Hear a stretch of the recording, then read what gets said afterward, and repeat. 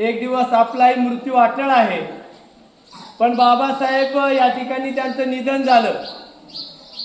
पण आपण प्रत्येक महामानवाच्या स्मृती दिन म्हणतो, म्हणजे ते ज्या दिवशी त्यांचं निधन झालंय त्या दिवसाला आपण स्मृती दिन म्हणतो किंवा पुण्यतिथी म्हणतो। पण बाबासाहेब एक असे आहेत आणि गौतम बुद्ध या दोन महामानवांनाच आपण महापरिनिर्वाण असं म्हणतो। महापरिनिर्वाण हा शब्द पाली भाषेतला आहे आणि पाली भाषेमध्ये नवे बौद्ध धर्मामध्ये, हिंदू धर्मामध्ये आपण मेल्यानंतर आणखी पुन्हा जन्माला येणार आहोत। कुणीतरी जन्मामध्ये आपल्याला पुन्हा जीव येणार जाणार आहे किंवा कुठेतरी कुणीतरी पक्षामध्ये रूपांतर माझं होणार आहे।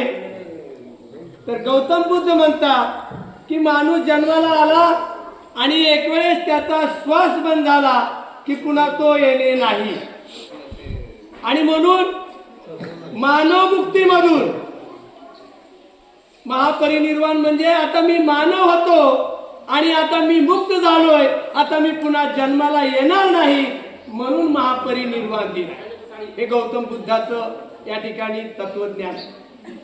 आणि बाबासाहेब आंबेडकर यांचं जरी 6 डिसेंबर 1956 ला हा सूर्य मावळला असला तरी या सूर्याची जो अंधार जरी झाला असला तरी या सूर्याचा प्रकाश आपल्या आयुष्यामध्ये सातत्याने या ठिकाणी या सूर्यानं प्रकाशमान केलेला आहे।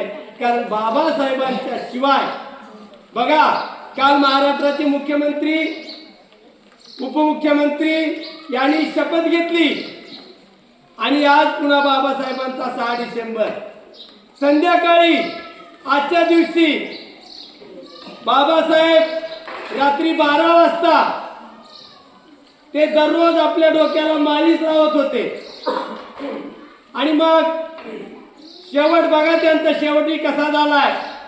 12 वाजता रेडिओवर, त्यावेळेस टीव्ही वगैरे काही नव्हत्या, बुद्धम शरणम गच्छामी, धम्मम शरणम गच्छामी, संघम शरणम गच्छामी। मी बुद्धाला शरण जातो, मी धम्माला शरण जातो, मी संघाला शरण जातो। आणि अशा ह्याच्यामध्ये शेवटचा शब्द त्यांनी ऐकलं, चलो कबीर तेरा भव सागर डेरा। हे गुणगुणत बाबासाहेब त्यांच्या बेडरूम मध्ये गेलेले आहेत आणि शेवटची ती त्यांची चिरनिद्रा ठरलेली आहे। सकाळी त्यांच्या पत्नी माईसाहेब डॉक्टर सविता कबीर या बाबासाहेबांना चहा घेऊन त्या गेलेल्या आहेत। त्यावेळेस हा महामानव त्या ठिकाणी महापरिनिर्वाण या स्थितीला पोहोचलेला होता। बाबासाहेबांचं जे शौर्य आहे, आज तुम्हाला वाटतं मुंबई असो दिल्ली असो विमानतळावर उतरल्या बाहेर देशचे लोक आपल्या भूमीला अगोदर वंदन करतात, कारण या बुद्ध की भूमी आहे। आणि 2500 वर्षाच्या नंतरचा बुद्ध धर्म बाबासाहेबांनी, गाडगे बाबा किती शिकले होते कोण सांगतं का? गाडगे बाबाचं शिक्षण पाठीमागे कोण सांगतं का? गाडगे बाबा बाबासाहेबांचा 32 डिग्र्या बाबासाहेबांच्या, आणि जगातला पहिला महामानव काहीच न शिकलेल्या गाडगे बाबाला विचारतोय 1932 ला धर्मांतराची घोषणा, आणि गाडगे बाबांना विचारतात, बाबा मी कोणत्या धर्मात प्रवेश करू? त्यावेळेस गाडगे बाबा म्हणतात, भीमा अरे या मातीचा जो मूळ धर्म आहे त्या धर्मात तू धर्माचा तू स्वीकार कर, आणि तो धर्म म्हणजे बुद्ध धर्म आहे। आणि म्हणून ते बौद्ध धर्माकडे वळलेले आहेत। आता बौद्ध धर्म काय आहे तर तिथं पुढारी नाही, तिथं मार्गदर्शक नाही, आणि म्हणून शेवटचं गौतम बुद्धाचं वाक्य आहे, अत दीप भव स्वयं प्रकाशित व्हा। तुमचा उद्धार करायला कोणी येणार नाही, तुमचा उद्धार तुम्हालाच करायचा आहे। हे गौतम बुद्धाचं आणि हे बाबासाहेबांचं तत्वज्ञान आहे।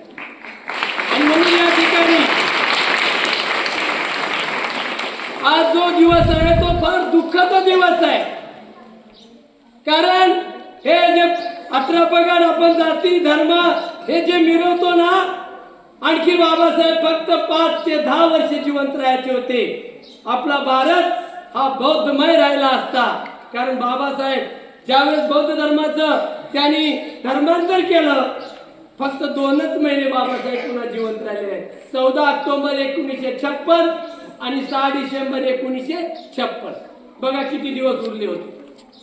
आणि अशाही अवस्थेमध्ये बाबासाहेबांचं जे तत्वज्ञान आहे सातत्यानं, कारण आपण बघा तुम्ही आता उद्या IAS IPS त्याला असून अधिकारी झालात, A1 तहसीलदार झालात, तर तुम्हाला आपल्याला देखील आमच्या सर्व शिक्षक वृंदांना देखील आहे SS कोड. आदरणीय प्राचार्य कळसे सर, मी CM बिरादर सर किंवा तुम्ही बाबासाहेबांच्या संहितेचं कलम 15 ते 31 35 हे शिक्षण मूलभूत अधिकार आहे. आणि बाबासाहेबांनी 365 कलम आणि 368 कलम हे घटना दुरुस्ती झाल्यानंतर संघराज्य 20 देशाचा अभ्यास आणि त्याच्यामध्ये अध्यक्षीय संसदीय शासन प्रणाली हे सगळं जर बघायचं असेल तर एकमेव पुस्तक आहे ते म्हणजे बाबासाहेबांचा संविधान. त्याच्याशिवाय आपल्याला काहीच जमत नाही. एखाद्या माणसानं खून केला तर बाबासाहेबांचं कलम बघावं लागतं 302. एखाद्या माणसाचा रक्त निघालं बाबासाहेबांची घटना काढावं लागतं 324. दोघांमध्ये साधं भांडण झालं कलम बघावं लागतं 107, जे फक्त तहसील पर्यंतच असतं. 324 त्याचं रक्तबंबाळ होतं. आणि म्हणून अशा घटना बघितल्याशिवाय म्हणजे बाबासाहेबांनी जे पुस्तक लिहिलंय त्याला जगात कुठेही तोड नाही. एवढा मोठा ग्रंथ भारतीय संविधान त्या ठिकाणी बाबासाहेबांनी आत्मसात केले. आणि म्हणून आपण सातत्यानं आपला महामानवांचं त्या ठिकाणी आपण अनुकरण केलं पाहिजे. आपण पॉम्पलेट बघतो बघा, माझ्या गावात जयंती असेल, जळकोटला असेल, कोळूरला असेल, कुठेही तुमच्या पंचकृषीमध्ये किंवा भारतामध्ये प्रज्ञाशील करुणा, किती भारी वाक्य आहेत बघा बाबासाहेबांची. प्रज्ञाशील करुणा यामधलं एक बी शब्द बाजूला काढा, जीवनाला काहीच महत्व नाही बघा. प्रज्ञा म्हणजे प्र म्हणजे विशेष, ज्ञा म्हणजे ज्ञान. ज्या माणसाकडे अतिज्ञान आहे त्याचं शील चांगलं पाहिजे हे बाबासाहेब म्हणतात. शील म्हणजे अंतःकरण चांगलं पाहिजे. आणि ज्याचं शील चांगलं आहे त्याच्याजवळ करुणाही पाहिजे. आता माझ्याकडे ज्ञान भरपूर आहे पण माझं शील चांगलं नाही, भ्रष्ट आहे, आणि माझ्याजवळ करुणा आहे. काय फायदा आहे त्या माझ्या जीवनाला?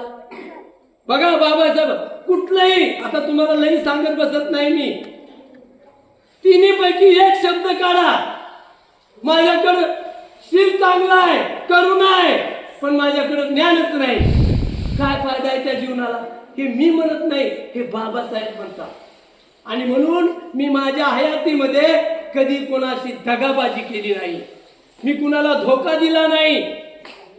सकाळी तुम्ही देवेंद्र फडणवीस साहेबांचं पुस्तक बघा, सकाळी वाचलं त्यांचं की बाबासाहेबाशिवाय ते सकाळी बोलत होते की बाबासाहेब एक व्यक्ती नाही तर संस्था आहे.